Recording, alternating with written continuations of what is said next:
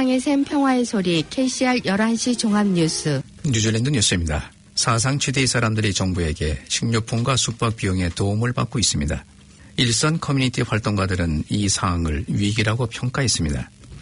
사회복지부의 최근 수치에 따르면 노숙자들에게 지급된 임시 모텔 거주 보조금은 작년 같은 기간에 비해 2배 이상 증가했습니다. 지난 3개월 동안 2만 9천 건의 긴급주택 보조금이 지급됐습니다. 이 보조금은 갈 곳이 없는 사람들에게 임시 모텔 숙박비를 지원하는 프로그램인데 작년 같은 기간에는 보조금 신청이 1만 5천 건이었습니다. 보조금의 평균 비용은 $1,100에서 $1,400로 증가됐습니다. 2018년 3분기 노숙자 숙박 보조금은 $1,500만 였는데 올 3분기에는 $4,100만 달러로 증가했습니다. 가멜 셀플로니 사회복지부 장관은 지난 정부와 달리 현 정부는 도움이 필요한 사람에게 적절한 보조금을 지급하고 있어 보조금 지급이 사상 최대가 된 것이라고 설명했습니다.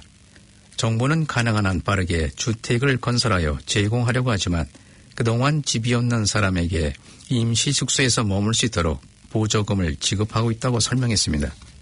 3분기에 지급된 생활고지원금은 1억 6,700만 달러로 작년 같은 기간보다 57만 달러 이상이 증가했습니다. 긴급 식료품 보조금도 작년 같은 기간보다 90%가 늘어난 2,600만 달러가 지급됐습니다. 빈곤 예방 활동가인 리카르도 메네데즈 마치 씨는 현재 기록적인 빈곤 수준을 보이며 이는 위기 수준이라고 말했습니다. 구직전 수당 수령자가 9월까지 3개월 동안 작년과 같은 기간과 비교해 10%가 증가했습니다. 사회개발부의 최근 수치는 현재 거의 14만 3천 명이 구직 수당을 받고 있습니다. 작년 같은 기간에는 13만 명을 밑돌았습니다.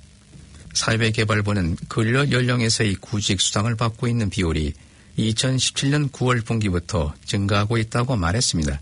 노스랜드가 9.2%로 구직 수당을 받고 있는 비율이 가장 높았습니다. 식량 보조금에 대한 요구도 상당히 증가했으며 2018년 9월 분기와 비교해 13만 1,000명 이상이 증가해 27만 3천 명 이상이 식량 보조금을 받았습니다. 결과적으로 사회개발부는 9월까지 3개월 동안 식량 보조로 2,650만 달러를 지출했습니다. 수십만 명의 사람들이 어제 있었던 뉴질랜드의 빅 세이크 아웃 지진 훈련에 참가하는데 서명했습니다.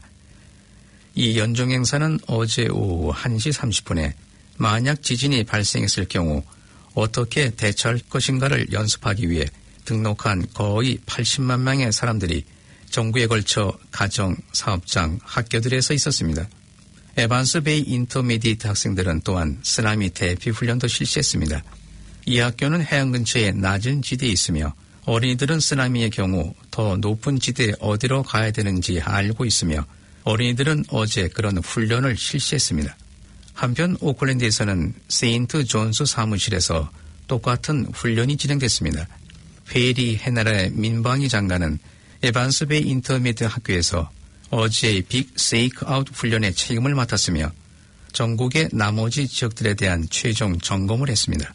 79만 명이 어제의 훈련에 등록했지만 헤나레 장관은 내년에는 더욱더 많은 사람들이 참여하기를 원한다고 말했습니다.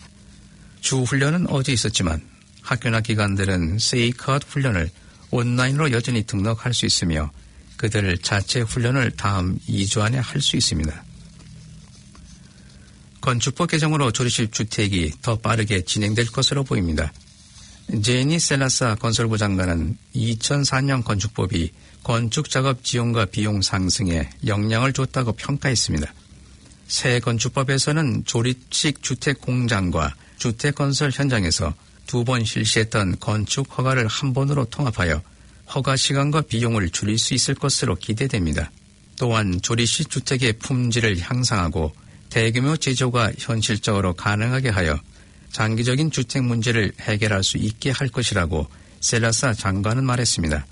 조립식 건물의 시스템과 프로세스가 법의 기준을 준수한다고 입증된 제조업체는 고품질의 조립식 건물 부품 생산을 담당하게 됩니다. 신규 건축 허가는 조립식 건물이 설치되는 공사 현장에서만 필요합니다. 공장에서 신규 허가 작업이 필요하지 않아 비용과 시간을 줄일 수 있습니다. 조리식 건물은 건축의 미래이며 전통적인 건축 방법보다 고품질의 건물을 더 빨리 생산할 수 있다고 셀라사 장관은 말했습니다. 일부 국가에서는 신규주택의 80%가 조립식으로 제작됩니다. 뉴질랜드에서는 약 10%가 조립식 건물입니다. 이번 법안은 내년 초에 도입될 예정이며 시티 카운실도 건축 허가의 시간을 줄일 수 있게 될 것이라고 셀라사 장관은 말했습니다. 건축 허가 지원으로 집주인은 매주 약 $1,000의 비용을 부담하는 것으로 나타났습니다. 스카이 텔레비전의 주주들은 산자로 럭비 권리를 공개되지 않은 금액으로 조건 없이 유지하는 거래를 승인했습니다. 이 계약은 인테스텍 럭비 챔피언십, 슈퍼 럭비 및 마이트로 10컵을 포함하여 올블랙스, 호주, 아르헨티나 및 남아프리카 공화국 사이에서 현지에서 열리는 경기들을 중계하는 독점권을 방송사에게 제공합니다. 이 계약은 뉴질랜드 럭비가 스카이에 약간의 지분을 매입하는 것을 포함합니다. 이러한 매입은 스카이의 현지 지분을 약화시킵니다. 주주들은 어제 아침 오클랜드에서 열린 연례회의에서 이 거래에 찬성하여 투표하도록 요청받았습니다. 회의에서 주주들은 스카이가 럭비 권리 중계권을 확보해서 안심했다고 말했지만 다른 사람들은 회사가 모든 알을 한 바구니에 넣고 있다는 우려를 제기했습니다. 스카이는 다른 스포츠 중계권 중에서도 럭비 월드컵 권리를 빼앗은 통신회사 스파크와의 치열한 경쟁에 직면했습니다. 필립 보먼 스카이 회장은 사업을 호전시키기 위해 노력하고 있지만 아직은 초기 단계라고 말했습니다.